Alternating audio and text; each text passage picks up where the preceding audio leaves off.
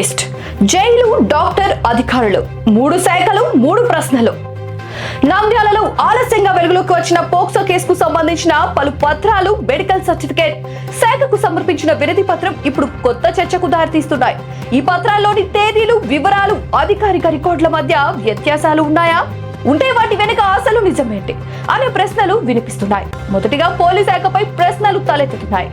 FIR నమోదైన తర్వాత నిందితుడు ఎప్పుడు అరెస్ట్ అయ్యాడు? 14వ తారీఖు 15వ నెల 2026న నిందితుడు జైల్లో ఉన్నాడా, బయట ఉన్నాడా? జైలులో ఉంటే మెడికల్ పరీక్షకు ఎలా హాజరయ్యాడు? పోలీసులు జైలు రికార్డులు, మెడికల్ సర్టిఫికేట్ తేదీలను సరిపోల్చారా? డాక్టర్ను విచారించి ఓపీ రిజిస్టర్, చికిత్స రికార్డులు పరిశీలించారా?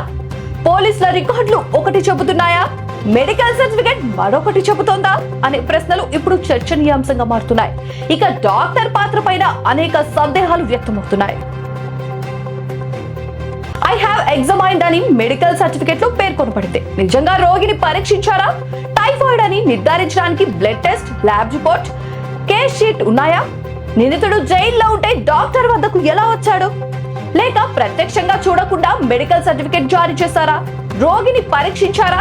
లేక కేవలం సర్టిఫికేట్ మాత్రమే జారీ చేశారా అనే ప్రశ్నకు సమాధానం రావాల్సి ఉంది.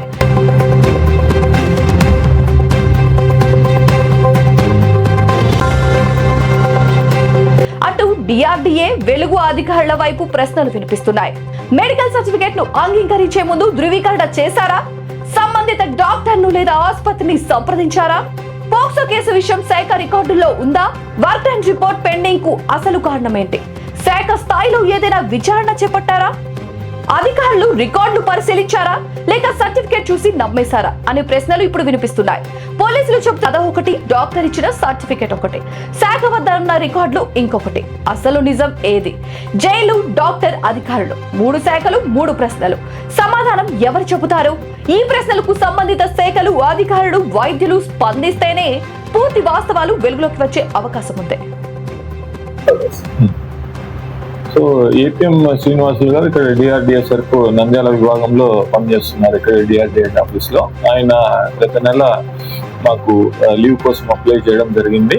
బట్ ఇప్పుడు అందుతున్న సమాచారం ప్రకారం మాకు ఎక్కడ అతని పైన ఎవరి దగ్గర నుంచి కూడా మాకు ఏ విధమైన కంప్లైంట్ కూడా మాకు రాలేదు, పోలీస్ శాఖ నుంచి కానీ ఇంకా ఏ శాఖ నుంచి కూడా. కాబట్టి ఆ సమాచారం మా దగ్గర లేని దానివల్ల అతను లీవ్ అప్లై చేసిందానికి లీవ్ మనం శాంక్షన్ చేయడం జరిగింది. ఉత్తరోత్తర ఒకవేళ ఏమన్నా మాకు అటువంటి సమాచారం ఏ డిపార్ట్మెంట్ నుంచి వచ్చినా కూడా డిపార్ట్మెంట్ లో ఉన్న టర్మ్స్ అండ్ కండిషన్ ప్రకారం చర్యలు అనేవి తీసుకోవడం జరుగుతుంది. మాకు ఎటువంటి ఎఫ్ఐఆర్ కాపీ కూడా పోలీస్ డిపార్ట్మెంట్ నుంచి ఇంతవరకు అందలేదు. ఇలా అంది ఉంటే డెఫినెట్ గా అందిన రోజే మేము దానిపైన సత్వరమైన చర్యలు డిపార్ట్మెంట్ ప్రకారం మేము తీసుకోవడం జరిగి ఉండేది. మాకు కానీ ఇప్పటి వరకు కూడా మాకు ఎటువంటి కాపీ రాలేదు పోలీస్ శాఖ నుంచి.